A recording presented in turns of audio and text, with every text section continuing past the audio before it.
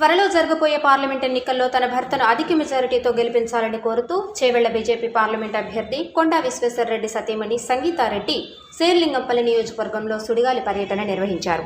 సుమారు 11 గ్రేటర్ కమ్యూనిటీలలో పర్యటించి తన భర్తను భారీ మెజారిటీతో గెలిపించాలని ఓటర్లను అభ్యర్థించారు.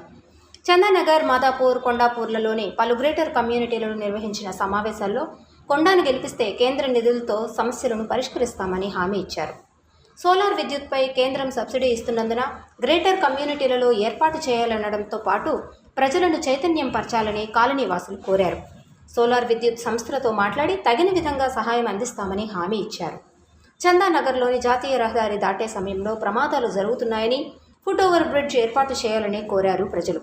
ఎన్నికల అనంతరం స్థానిక సమస్యలను పరిష్కరిస్తామని చెప్పారు. Other parties playing all kinds of dirty games. Well, Kavalani, they put some other candidate called Konda Vishweshwareddy. He is not even available in the address that he gave.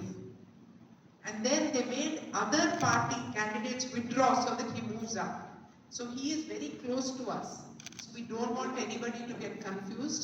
Konda Vishweshwareddy director చెప్పారు మా చేవల ప్రజలు చాలా intelligent, వాళ్ళకు బాగా మంచి అవగాహన ఉంది, వాళ్ళే మోసపోరు అని చెప్పి he said I don't care.